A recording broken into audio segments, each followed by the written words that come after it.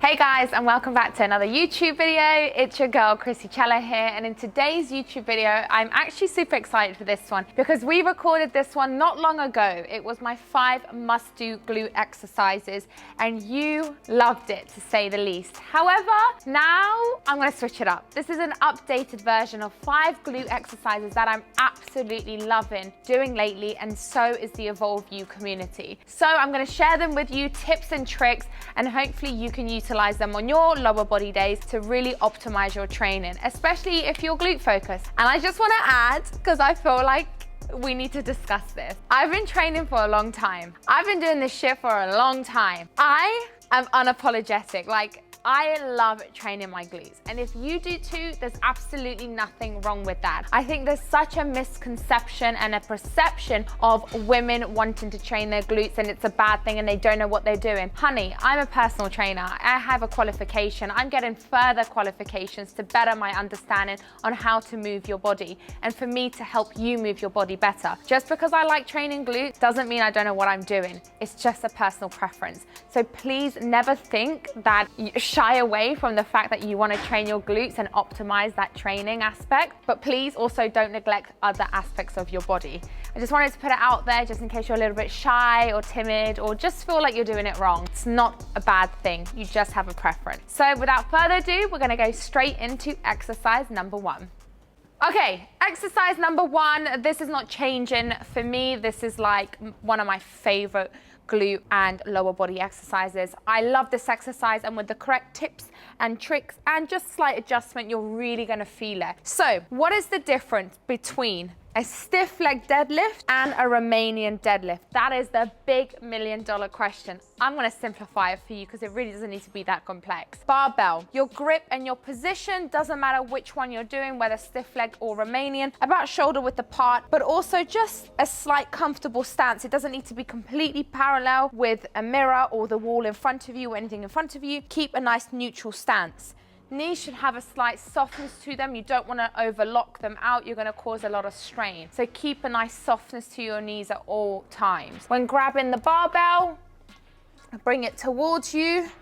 I like to bring my thumb around the barbell and grip and lock my wrist. So my wrist, my elbow, my shoulder are all in alignment. You don't want to do this. You're going to cause a lot of strain on your wrist. And I've got little baby wrists. Look at that. They're tiny. I've got tiny wrists for some weird reason.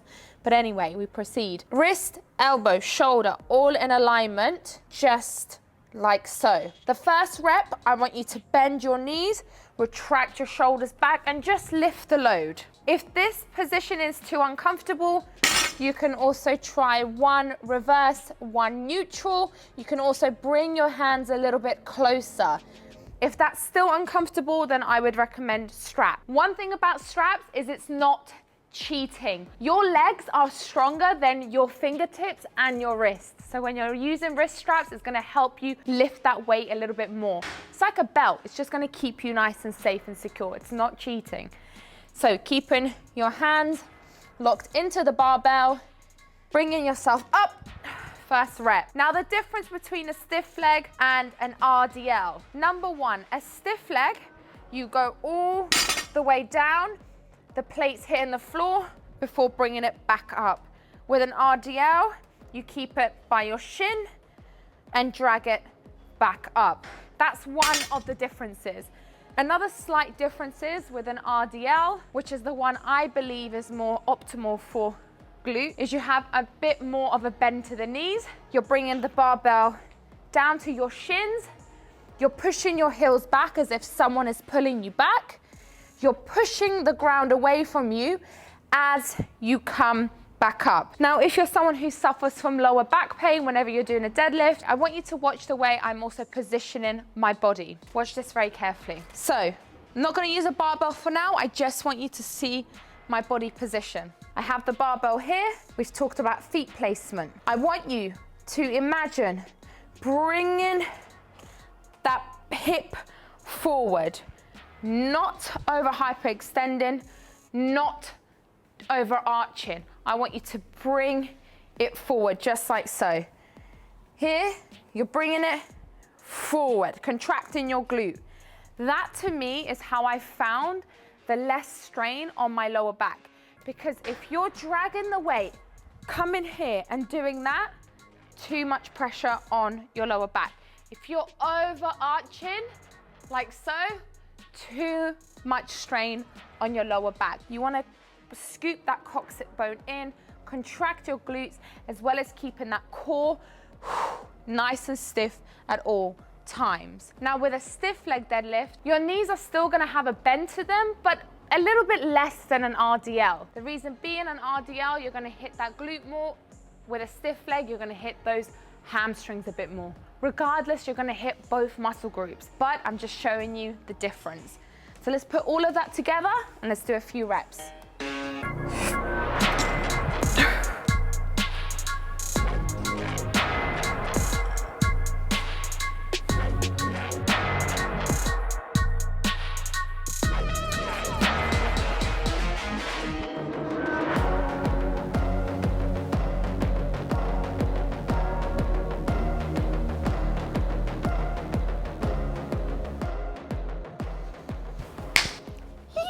The next exercise is going to be a step up. I never really used to feel step ups. I always used to be like, honestly, I used to do them like this.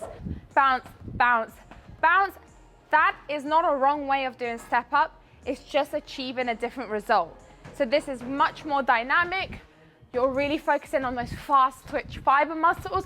You're really focusing on momentum rather than time under tension and really that muscle connection. Instead of doing them like that, we're gonna focus on step-ups to optimize time under tension and also focus more on glutes. So we're gonna slow it completely down. I'm just gonna bring this forward so you can see what I'm doing. So step-ups.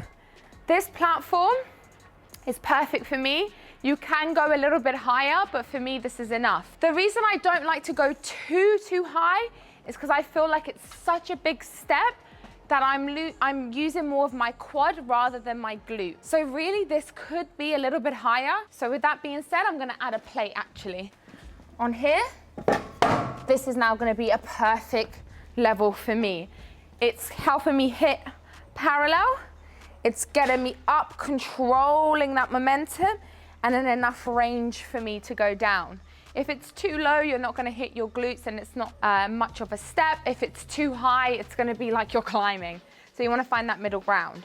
Tips for this is, if you need to hold on to something, hold on to something. If you don't, put your arm out, and if you have a dumbbell here, use one dumbbell at a time. Sometimes you can put the dumbbell on your shoulder, but if you find it uncomfortable, don't do that and just have one on the opposite hand of the working leg. You're gonna place your foot on the platform. The reason I like to hold on to something is it helps me actually control my leg a little bit more before bringing it back down. So holding on to something, imagine I have a dumbbell here on this hand, bringing myself up, leaning a little bit forward as well to really help my stretch that glute, coming up, holding the weight, holding it here, bringing it back down. You don't want to come all the way down. You're going to really injure your knees, so you want to just drop to here. Doing this, you're really just going to cause too much strain on your knee. You still want to keep a 90 degree if you can. Coming back up and all the way down, coming back up, all the way down. The best tip I've learned when doing step-ups is keeping your core so controlled. So imagine someone's punching you in the core and you're going, whew. That's how you want to contract your core. It's the simplest way I can define it. The best tip as well is slowing this movement down. The slower, honestly, the better. Don't want to rush it. There's no point rushing it. So if you look on the Evolve You app, I've specifically done this as 6 to 8 reps. Not 12, not 15, not 20. The slower, the better. And that time under tension is what's really gonna help you optimize this movement. Let's go.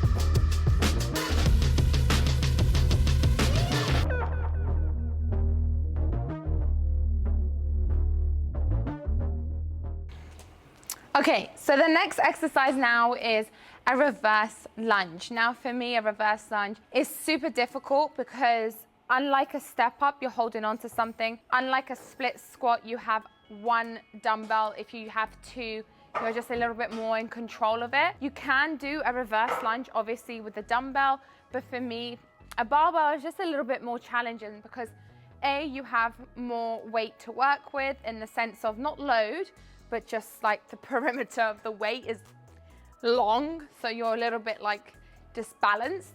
So if you're a beginner watching this, I strongly recommend doing the following. Beginner phases, one dumbbell, holding onto something, reverse back. Intermediate, start doing two dumbbells, reverse back. Advanced to expert, start loading the barbell. Why am I progressing you like that? Well, the reason being is a barbell requires you to have much more core stability and much more balance. So that's why for me, a barbell is really challenging. Like I find when I do barbell reverse lunges, super challenging, but they feel amazing once you've done it. So similar to a squat, same positioning, you're gonna come underneath the barbell, you're gonna stack it onto your trap, never on your neck up here, never here, never completely too low where it's like down your spine. Just find a happy medium. For me, it's around about here. You're gonna unload the barbell. I'm stepping out just for the sake of showing you how to perform this movement. Lock your wrists. So I sometimes have them like this when the load is really heavy and I have wrist straps, but you wanna lock your wrists like so. Bringing that one foot forward. The foot forward is not the working leg. When I mean the working leg, the one that's going behind. But this leg is working because it's bringing the load back up. So the one that's more dynamically moving. This is the more static leg. The one dynamically moving is the one behind you. So keeping that core nice and tight, you're gonna bring the leg back, bring it back forward. Bring it back, bring it back forward. Back and forward. So a few tips when performing this exercise. Number one, I just want to health and safety hazard, because I know so many people love to comment about me getting my feet out, whether that's wherever you like to comment, I don't care. Leave my feet alone, my feet are nice. They don't smell, they're cute. I had ingrown toe nail problem, but we got that fixed. They're beautiful feet. So if your gym is okay with you lifting with no shoes and they are fine and you clean up after yourself, then lift without any shoes. That's why I wear barefoot shoes. They're stable, they have good width in the front, so you can really scale your feet and really spread them apart so it can help you lift more. But if you've worn the wrong shoes like I've worn today, please, can I just say, taking your shoes off and just keeping your socks on a slippery platform like this, you are going to break your back. Because the minute your foot slips and your sock slips, that is a hazard zone. That's why I take my socks off. Not to be difficult, not to be different, because I simply don't want to break my back, okay? And your feet and your skin is gonna grip more onto the floor than your slippery, soft sock. Do you get it now? Because I think a lot of people were like, why is she getting her feet out? So that's why I get my feet out. And that's why I tell you to buy barefoot shoes or get your feet so it's more secure and more safe. Because having the wrong shoes when you're lifting could cause a lot of strain on your ankle, could make you jolt. If you have too much cushion and you're lifting, it could bring your foot forward, it can bring your foot back. That's why you need complete stability and to spread your feet. So when you're performing this movement, it's all about stability, right? So when you're projecting that foot back, you want to keep your knee in alignment with your toe at all time. It doesn't matter if it comes slightly forward, just like this, so long as your knee is in alignment with your toe. Keeping that knee in alignment with your toe requires a lot of core and obviously a lot of balance stability. Try and never bring your knee inwards, you're caving in, try and always keep it centralized. Never too far back either, you're gonna cause a lot of groin stretch. Keep it bounced in the middle. You're gonna bring back up, you're gonna hold, reset, go back down, come back up. It's a difficult movement and that's why I'm giving you all these tips, because it requires a lot of balance, a lot of strength, core stability, and also the correct shoes for you to perform this movement.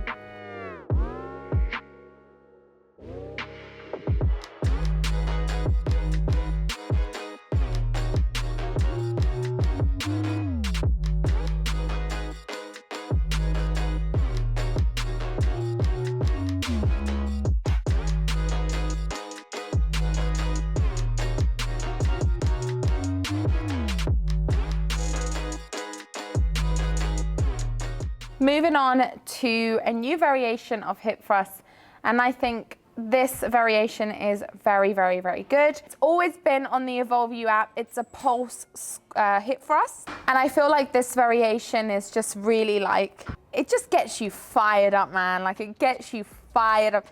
You need to try it, Sasha. This is the one you're trying. Every single time we do a video, I'm gonna get you to try an exercise, you know, because I feel like you have hidden talents. Shoulder blades are by the bench. For me, this bench is actually a little bit too high, but I'm gonna make do just because I wanna show you this movement. Same stance as any hip thrust, feet a little bit in front of you, pointed out and rotated out. You're gonna bring the barbell up, scoop your tailbone in, but instead of going all the way down, you're gonna come here and pump back up. 1, 2, 3, pump back up. 1, 2, 3, pump back up. Do you see how my chin is tucked so close to my chest? My core is like, you can literally balance a bottle of wine on it, you know? That's the type of stiffness I need. And then you're just controlling the movement. 3, 2, 1, up. If you're doing a normal hip thrust, you're coming down and then scooping. But this one is all about time under tension, controlling and pulsating. This is gonna burn you. If you can do 15 reps of these, you're gonna burn.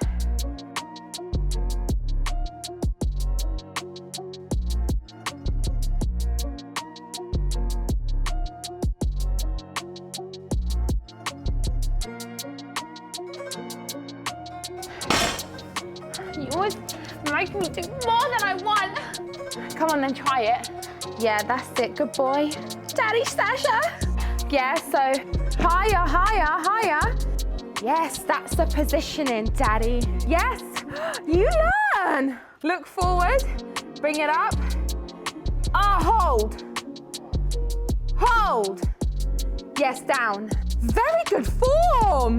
Oh my God. All right, you're done. We're done. We're done, it's enough. You can stop now. I want your glutes. You want my glutes? Sorry, honey. These are built, not bought. Sorry, guys, I actually forgot to record this one, so you're just gonna have to bear with. So, the next one is high. I'm sorry, this is just so funny. It's too high. Okay, how about here? Is this too much? It's horrible. Here? Yeah. Okay, fine. So, the next exercise is the hyperextension. I absolutely love this exercise, but you can have it more back orientated, more glute orientated. A few tips and tricks when you are positioning your legs on and your feet onto the hyperextension. Externally rotate them slightly outwards and have a slight bend to your knees. This is going to help you really contract that glute a little bit more. And always remember, when you externally rotate your feet outwards, you're hitting that gluteus medius a little bit more. You're going to bring your shoulders forward and you're going to arch your back so you have a nice scoop forward. That's why I positioned my hands on my shoulders and I grabbed onto my shoulders. You can also hold onto a barbell to make it more intense. You're going to contract the glute, hold it for 2 seconds before releasing back down. For me, this is classified more as a finisher or a burner. I wouldn't say this is a predominant movement. I would say that this movement would get your glutes fired up. Now, all the exercises that I'm showing you here on today's videos, some of them are compounds, others are unilaterals, and others are finishers. It really depends what you're looking for, but either way, you're going to feel it in your glutes. Okay guys, so that was it. I hope you found this YouTube video helpful and I hope that you learned something new. And like always, and like what I say to everyone, I don't know why I'm so out of breath. I need to catch my breath before I actually say goodbye because this is a joke. Oh, okay, it's there. Like always, and what I say to everybody, you are on your journey. You are just trying your best. And I think you need to remind yourself of that and also be aware for it for other people. We put so much pressure on ourselves, whether that's work, that's life, that's just trying to keep our head above water, that you don't want to add more pressure on yourself. going to the gym and just getting frustrated with everything you do. It's a freaking process. So please just take it easy and take your time with it. That's the beauty about fitness. You're doing this for the rest of your life until you physically can continue to do it. And that should give you the reassurance for you to just take your time and just show up and be consistent. Push yourself when you can, take a break when you need to, and actually just listen to your body. And also, I'm not gonna lie, sometimes the industry puts a lot of pressure on us to look a certain way, be a certain way, act a certain way. Just try and do your best. That's all I can say to you. So without further ado, I love you always and forever, and I'll see you next time for another video.